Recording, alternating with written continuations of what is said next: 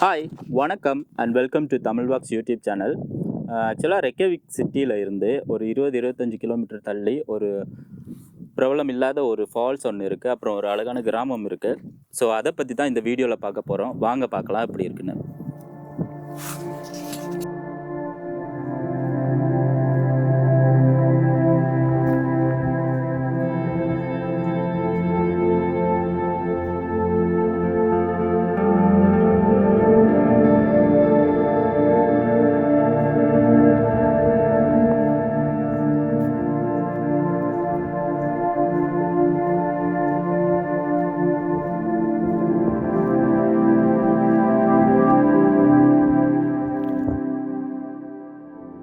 இந்த ட்ரோலாஃபோஸ் ஃபால்ஸ் ரெக்கேவிக்கு ரொம்ப பக்கத்துலேயே இருக்குது.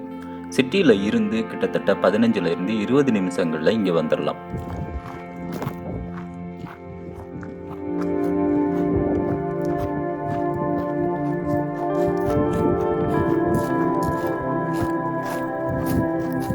ஆனாலும் நிறைய டூரிஸ்ட் மக்களுக்கு இந்த வாட்டர் ஃபால்ஸ் பற்றி தெரிகிறது இல்லை. அதனால தான் இந்த ஃபால்ஸை ரகசிய நீர்வீழ்ச்சின்னு சொல்கிறாங்க.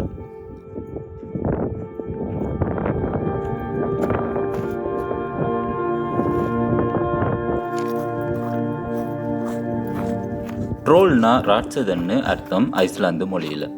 அதுபோல் ஃபோஸ்னா ஃபால்ஸ்னு அர்த்தம். ரெண்டையும் சேர்த்து ராட்சதர்களின் நீர்வீழ்ச்சின்னு பேர் வச்சிருக்காங்க.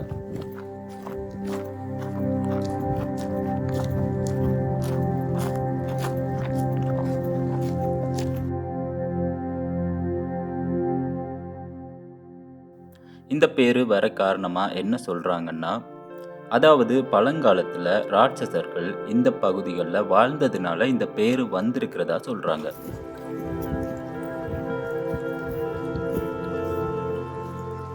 இந்த ஃபால்ஸ் ஐஸ்லாந்து நாட்டோட தேசிய மின்சார நிறுவனத்தோட நீர் மின்சார திட்டத்தோட ஒரு பகுதியாக இருக்கிறதுனால தான் சில நேரங்களில் இங்கே தண்ணியோட வேகம் கொஞ்சம் கம்மியாக இருக்குது.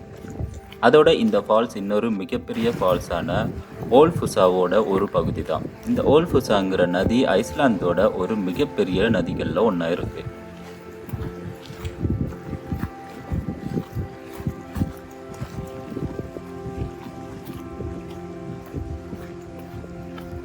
இங்கே எல்லா இடங்கள்லையும் நீரூற்று பார்க்க முடியுது. எந்த நாட்டில் தண்ணீர் பஞ்சம் வந்தாலும் ஐஸ்லாந்து நாட்டில் கண்டிப்பாக தண்ணீர் பஞ்சம் வரவே வராதுன்னு நினைக்கிறேன்.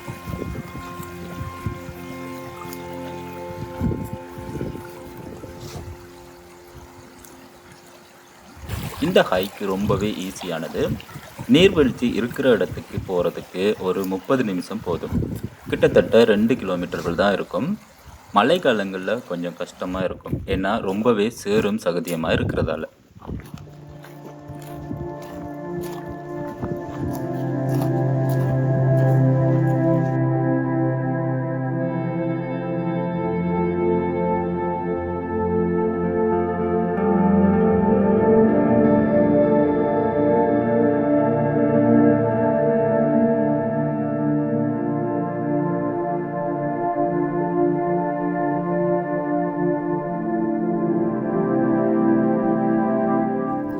இந்த இடத்துக்கு வருஷம் முழுக்கவே வர முடியும்.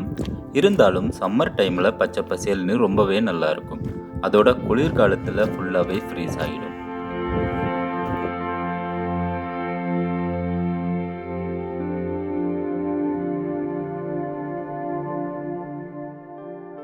இந்த இடம் எப்போவுமே மக்கள் குறைவாக தான் காணப்படுது.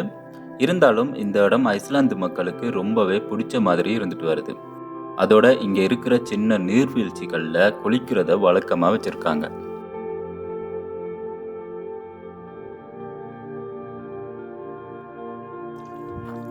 ஐஸ்லாந்து நாட்டில் சம்மர் டைம்ல இந்த மாதிரியான இடங்கள்ல ப்ளூபெர்ரி பழங்கள் எல்லா இடங்கள்லையும் பார்க்க முடியும். அதை பறிச்சு அப்படியே சாப்பிடவும் முடியும். இது என்னது?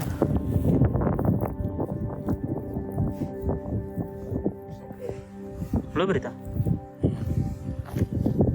இந்த காட்டு ப்ளூபெர்ரிஸ் ரொம்ப சின்னதாக இருக்குது, ஆனால் ரொம்பவே டேஸ்ட்டாக இருக்கும். அதோட ரொம்ப டார்க்கான நீல கலராக இருக்குது. இது நாடு முழுவதும் இருக்கிற மலைப்பகுதிகளில் காணப்படுது. இந்த பழங்கள் ஜூலை மாதத்துல இருந்து செப்டம்பர் மாதம் வரைக்கும் இந்த மாதிரி இடங்கள்ல காணப்படுது. நிறைய ப்ளூபெரிஸா இருக்கு. அதோட ஆகஸ்ட் மாதம் முழுமையா வளர்ச்சி அடைஞ்சு காணப்படுது. இதை பறிச்சு ஜாம் செய்யறதுக்கு பயன்படுத்துறாங்க. இங்க ப்ளூபெரிஸ் பறிக்கிறது ஒரு பிரபலமான இலையுதிர் கால பாரம்பரியமா இருந்துட்டு வருது. பொது இடங்கள்ல பழங்கள் பறிக்கிறதுக்கு எந்த ஒரு கட்டுப்பாடுகளும் கிடையாது. அதனால யாரு வேணும்னாலும் பறிக்க முடியும்.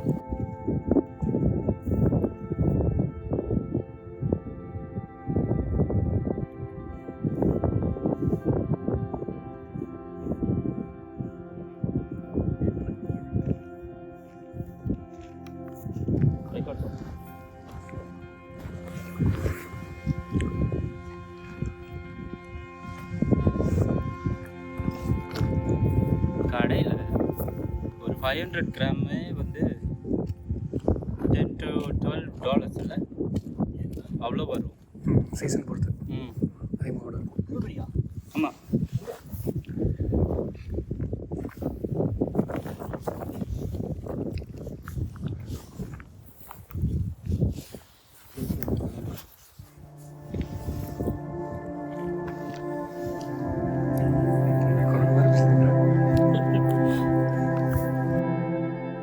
இந்த ட்ரோலாஃபோஸை சுற்றியுள்ள இடங்கள் பெரும்பாலும் கரடுமுரடானதாக இருக்கு. பள்ளத்தாக்குகள் அப்புறம் பாறைகளால் அமைஞ்சிருக்கு.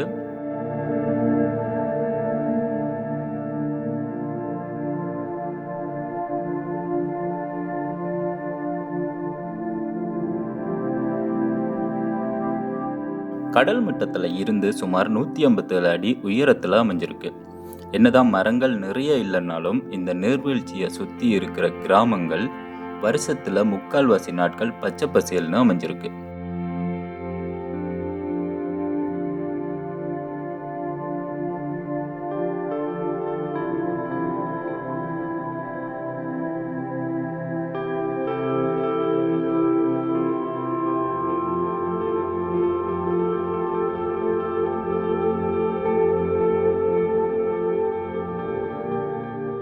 இந்த லேண்ட்ஸ்கேப் ஐஸ்லாந்து நாட்டோட தனித்துவமான நேச்சரை காட்டுற மாதிரி அமைஞ்சிருக்கு. ஏன்னா இது போலதான் ஐஸ்லாந்து நாட்டோட எல்லா இடங்களும் அமைஞ்சிருக்கும். அதே போல இது போல வேற எந்த நாட்டிலையும் பார்க்க முடியாது.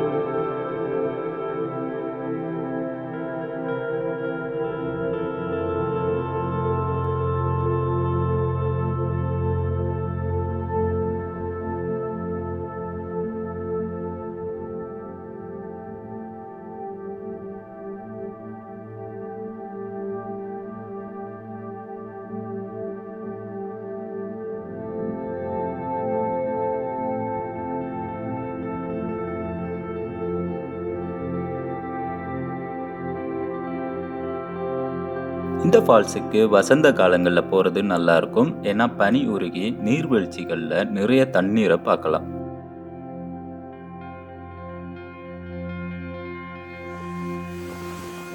அதே நேரத்தில் சம்மர் டைம்லையும் காட்டுப்பூக்கள் நிறைய பூக்கிறத பார்க்க முடியும்.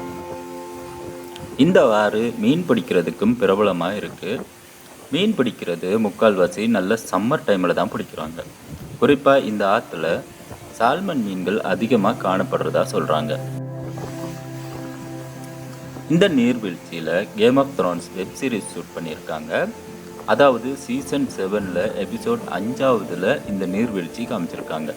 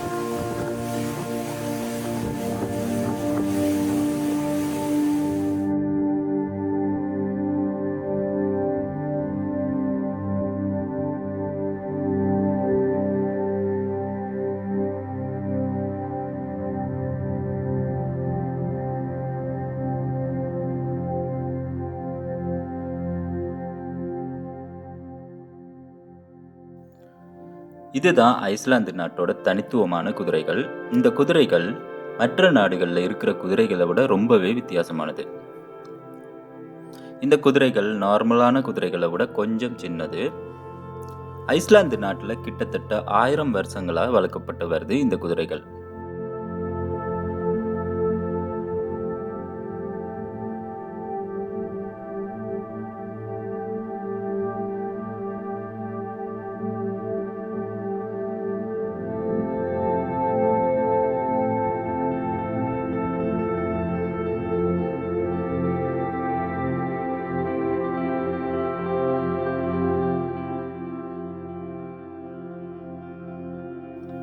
அதுபோல வேற எந்த இன குதிரைகளும் ஐஸ்லாந்து நாட்டுக்கு இறக்குமதி செய்து வளர்க்க அனுமதி கிடையாது.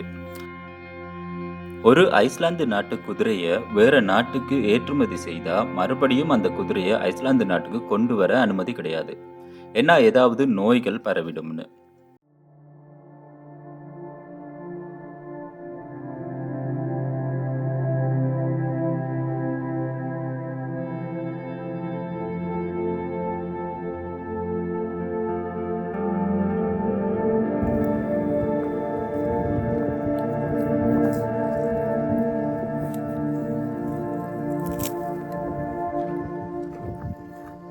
இந்த குதிரைகள் ரொம்பவே சாதுவானது, மக்களோட ரொம்ப ஃப்ரெண்ட்லியாக பழகக்கூடியது. இதுக்கு முக்கியமான காரணம் இந்த குதிரைகள் 1000 வருஷங்களா மனிதர்களோடையே வாழ்ந்து வர்றது தான் காரணம். கிட்டத்தட்ட 100 வகையான கலர்களில் இந்த குதிரைகள் காணப்படுது.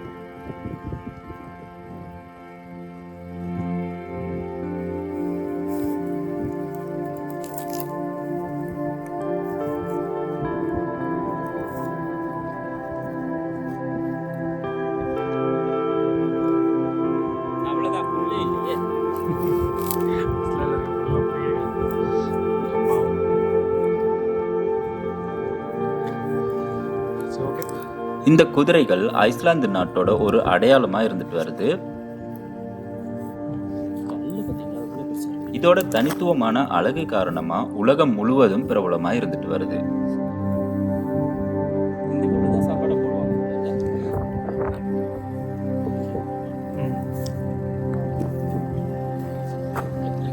இந்த வீடியோ உங்களுக்கு பிடிச்சிருக்கும்னு நினைக்கிறேன். இந்த வீடியோ பற்றின கமெண்ட்டை கமெண்ட் பாக்ஸில் லீவ் பண்ணுங்கள். அப்புறம் மறக்காமல் சப்ஸ்கிரைப் பண்ணுங்கள்.